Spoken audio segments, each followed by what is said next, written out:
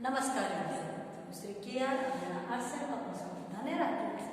सभी का हार्दिक स्वागत करते हैं। बीए सेमेस्टर 1 तृतीय गौण हिंदी पेपर 7 उसमें आपकी 5वीं कहानी है जीजी विषय। उसके लेखक अज्ञे जी का परिचय हमने अगले वीडियो में प्राप्त कर दिया है। अब जो कहानी है जीजी विषय उसकी चर्चा हम इस वीडियो में करेंगे। आपको प्रश्न कैसे निकलता है वो भी पता लगी समझेंगे। और आपकी 5वीं कहानी है, इसके बाद एक ही है। तो देखो मित्रों, जीजी विषय शब्द से ही पता चलता है अज्ञे जी एक सफल मनोवैज्ञानिक साहित्यकार है। इसलिए उन्होंने अपने साहित्य में मनुष्य के मन की स्थिति को उजागर करने का, मन की भावना को, कल्पना को अत्यंत महत्व दिया। फिर मनुष्य चाहे जो भी वर्ग करे, अमीर हो गरीब हो, उनके लिए कोई मायने नहीं रखता है। एक कहानी के पात्र और कहानी की स्थिति आपको यही लगेगी कि जिसे हम कहते हैं भिखारी यानी भिखमंगे, उन लोगों को कहानी के नायक नायिका बनाया है। उनके जीवन की विडंबनाओं को, विशेषताओं को, मुसीबतों को यहाँ पर सफलता से व्यक्त किया है। शीर्षक रखा है जीजी विषय। जीजी विषय शब्द का अर्थ होता है मित्रों जीने की इच्छा, जीने की प्रबलतम इच्छा। यानी कि मनुष्य किसी भी स्थिति में हम रहते हैं तो सामान्य से दुख आते हैं, पीड़ा आते हैं तो उब जाते हैं, तुरंत मरने की सोचते हैं। पर यहाँ पर तो जीने के भी लाले हैं, खाने के भी फाके हैं, फिर भी मनुष्य की जीने की जो लालसा है उसको यहाँ पर अज्ञे जी ने व्यक्त किया है। मित्रों, ये जीजी विषय शब्द का अर्थ है। अब उसके पात्र के बारे में देखिए।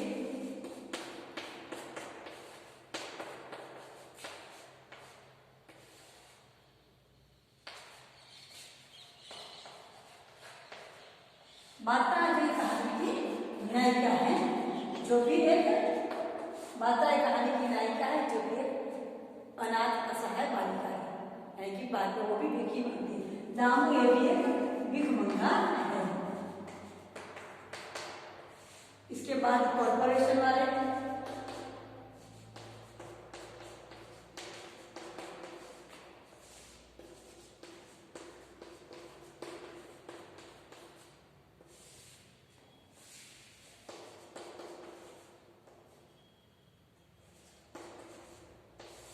दुकानदार, ये सब गौण पात्र के अंदर है। मुख्य पात्र दोनों है बात्रा और बात्रा एक 18 साल की अनाथ बालिका है और दामू एक वहां का भिखमंगा है। अनाथ असहाय बालिका बात्रा जो कलकत्ता की सड़कों पर चल रही है, वो अनाथ असहाय है। माता पिता वो क्या थे, संथाल जाते थे। माता पिता दोनों उड़ीसा हुए वहां पर रहते थे और माता पिता की मृत्यु के बाद उसे भी ऐसा होना पड़ता, पर तो नौकरी कर सकते, पर उसने यहाँ पर रहना नहीं पसंद किया और वहां से भाग आया और कलकत्ता के शहर के नगर में चलने लगी। चलती थी, देखती थी, कल्पना की यथार्थ भूमि पर, यथार्थ नगर में वो चलते चलते देख रही थी और चारों ओर नजर घुमाती है, कहीं कुछ खाई देता नहीं। उसकी भूख उसको जोर लगी है, पर वह भीख मांगना नहीं चाहते क्योंकि वो आत्माभिमानी है, यानी कि स्वाभिमानी मात्रा है। कैसे है स्वाभिमानी मात्रा भीख मांगना नहीं चाहती और इसी दामू भिखमंगे पर उसकी नजर पड़ती है। दामू भिखमंगा था, नहीं भीख मांगता था। वो भीख मांगकर पैसे मिलते तो जो 2 अमृत लेकर एक स्वयं खाता है, उसको देता है। कभी कभार उसको ज्यादा से पैसे मिल जाते तो वो 4-5 अमृत खरीद कर अपनी छोटी सी दुकान सजा लेता और उसमें से जो पैसे मिलते उसमें से वह बात्रा के लिए तरबूज की फाक और पकौड़ियाँ भी ले आता। यानी इस प्रकार से दोनों एक भिख की स्थिति के कारण जिंदगी जीने लगते। उनका सहारा था, बात्रा के मन में एक सपना था कि मेरा भी एक अपना परिवार हो, घर के बाहर 2 गमले हो और पालने में 2 बच्चे हो, बच्चे के पास कोई खड़ा हो। एक बात्रा के जीवन की अभिलाषा थी अपने परिवार का, अपनी इच्छा को पूर्ण करने की।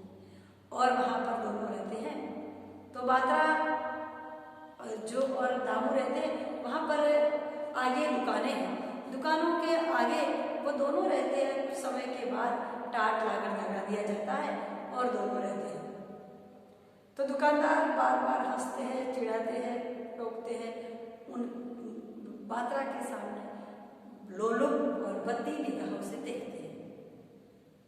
जो उसने एक बार उसने कहा कि रांड है ऐसा, तो बात्रा भी क्रोधित होकर बोलने लगी। दामू ने भी कहा। दोनों साथ में रहते हैं और सड़क के दूसरे पन्ने में सोता था। पर एक बार जब बात्रा को बहुत ही बुखार आया, उस दिन बात्रा ने कहा तुम सोए नहीं। उस दिन बात्रा को माँ की याद आई, पर दामू सड़क के उस पार नहीं गया। सोचा उसने सड़क के इस पार आते 1.5 साल लग गया नहीं जाना है। तो उस दिन सुबह दुकानदारों ने उसकी बहुत ही हंसी मजाक उड़ाई।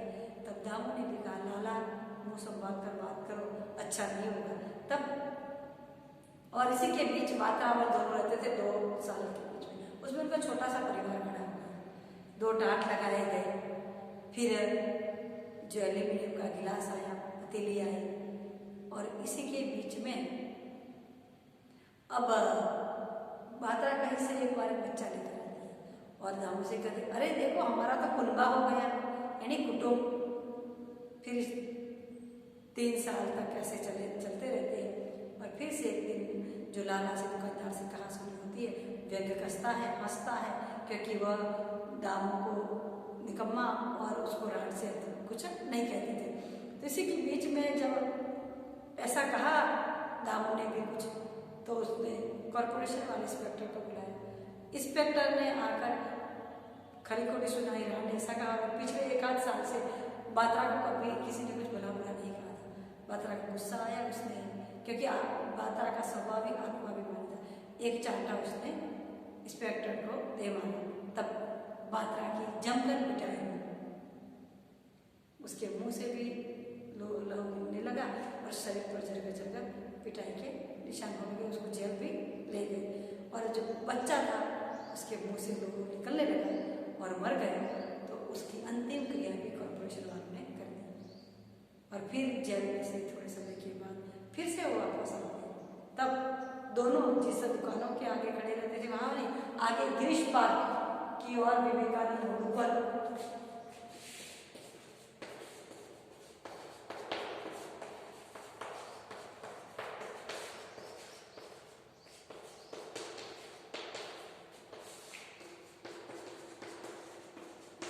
विवेकानंद रोड पर गिरीश पार्क के कोने में जो पहले दुकानों के आगे अशोक के पेड़ के नीचे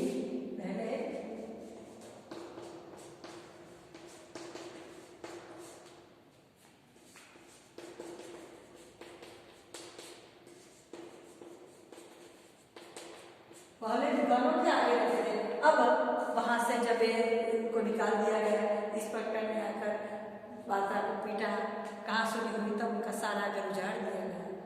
और फिर से दोनों जब उनको जेल से उसको मारपीट के बाद छोड़ दिया जाता, तब फिर से यहाँ पर आती है। और दामू और वो दोनों कलकत्ता फिर जब पार्क है गिरीश पार्क विवेकानंद रोड पर, वहाँ पर जाते कोने में जो खड़े हैं। और एक तरफ बात्रा घबराई सी ऐसे खड़ी रहती है, डरी सी और चिंतित सी। उसकी आंखों में परिवार के फिर से सपने। और दामू यहाँ पर आकर जो अखबार बिछाकर बैठने की व्यवस्था करता है। यानी कि ये बात्रा और दामू, जिसे हम कहते हैं, लेखक ने लिखा है कि जो भिखमंगी की दुनिया में ले जाते हैं, जो सामाजिकता है, सामाजिक स्थिति, मनुष्य की अपने की जीने की प्रबलतम इच्छा व्यक्त करते हैं। अभी मध्यम वर्ग का मानवी कोई थोड़ी सी मुसीबतों में हलचल मचा देता है, डर जाता है, टूट जाता है, बिखर जाता है। और वहीं इस परिवार के लोग, ये लोग कितनी प्रबलतम इच्छा से, कितने बड़े सपनों के साथ जीने की इच्छा रखते हैं। और फिर से जो उनका 3 साल मुश्किल से थोड़ी 2-4 बर्तन, 4 पाई, जो टाट और बच्चे के साथ मिला हुआ परिवार बन गया था, वो बिखरने के बाद फिर से उनके भीतर की जिज्ञासा मरती नहीं है।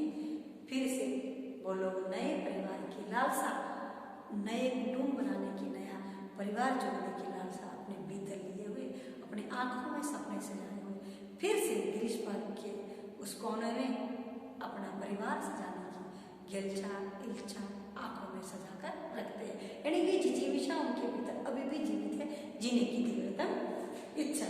तो मित्रों ये आपकी जो कहानी थी जिजीविषा, उसके मुख्य जो पात्र है पात्रा और दामू, कॉर्पोरेशन वाला इंस्पेक्टर लाला यानी कि दुकानदार, वो सब गौण पात्र के भीतर आते हैं। ये दोनों उसके नायक और नायिका है कि दोनों के दोनों पात्र भले ने भिखारी है मीर मानते, पर स्वाभिमानी और लोगों को कि इस प्रकार से झड़कियां नहीं सुनने वाले हैं।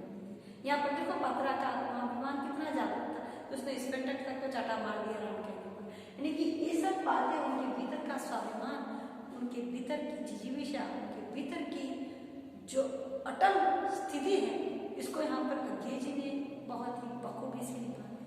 और सामाजिकता कहानी है और आसपास का वातावरण किस प्रकार का है, कैसे वो रहते हैं, और कलकत्ता की भूमि पर इस वास्तविकता को बहुत ही सरलता से उकेरने का सफल प्रयत्न किया है। तो इसका प्रश्न भी निकलता है कि जिजीविषा कहानी का कथासार लिखकर इसके उद्देश्य पर प्रकाश डालिए, अथवा जिजीविषा कहानी का कथासार लिखकर उसकी शीर्षक की सार्थकता से स्थित कीजिए। ये दो प्रश्न निकलते हैं।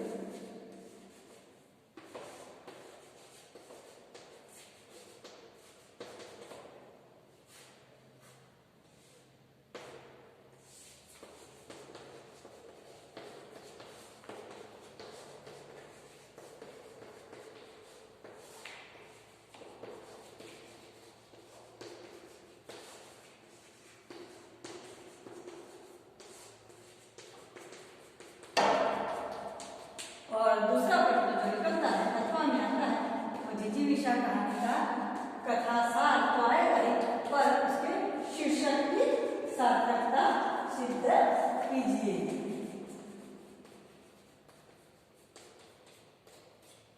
और तीसरा प्रश्न ये भी निकलता है कि कहानी कला के तत्वों के आधार पर, तत्वों के आधार पर जिजीविषा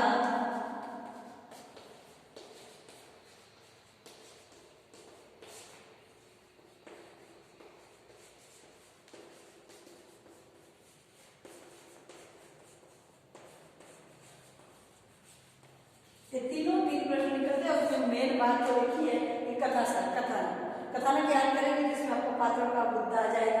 फिर इसके बाद शीर्षक की सार्थकता तो मैंने कहानी के आरंभ में ही समझा दिया आपको कि कहानी क्या है, और उद्देश्य भी बताया कि मनुष्य के भीतर का आत्माभिमान स्वाभिमान जागृत रखो, किसी भी समाज किसी भी स्थिति में आप जिंदा रह सको, आपके जीने की भीतर की लालसा तीव्र से परिस्थितियों के सामने घबरा नहीं जाओ, डट कर उसका सामना करो, यही उद्देश्य का निकलता है। शीर्षक भी बताया कि जीने की प्रबुद्धम इच्छा उसकी सार्थकता है। और तत्वों में जो हमने बताया कथा वस्तु आएगी, पात्रों की चर्चा की, वातावरण आसपास का कलकत्ता का पृष्ठभूमि है, वर्णनात्मक शैली है, उनका वातावरण है, भाषा शैली भी अज्ञे जी ने पात्रों के मुताबिक बताई है।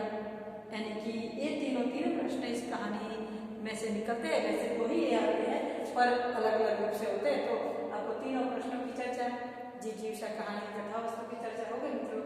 यहाँ पर पूरी की पूरी आपकी कहानी भी पूर्ण होती है, इसके प्रश्न भी आपको समझा दिए। तो मित्रों ये वीडियो ध्यान से सुनना ताकि आपको परीक्षा के लिए प्रश्न समझ में आ जाए, शॉर्ट क्वेश्चन के जवाब भी मिल जाए, कौन से मुख्य पात्र है, किस शहर के बाद है, पूछा जाए कि इस कहानी में कौन से शहर की बात है, तो कलकत्ता शहर की बात की गई है। गिरीश पार्क और विवेकानंद की बात है। अशोक का वृक्ष, उनके परिवार के लिए अशोक का वृक्ष, अशोक का पेड़, कलकत्ता शहर, पात्रा और दामू कॉर्पोरेशन, और उनके इतना याद रखना तो आपको पूरा का पूरा हो जाएगा। तो आपकी ये जिजीविषा कहानी पूर्ण होती है। अब अगले वीडियो में हम अगली कहानी की चर्चा करेंगे। तब तक के लिए धन्यवाद।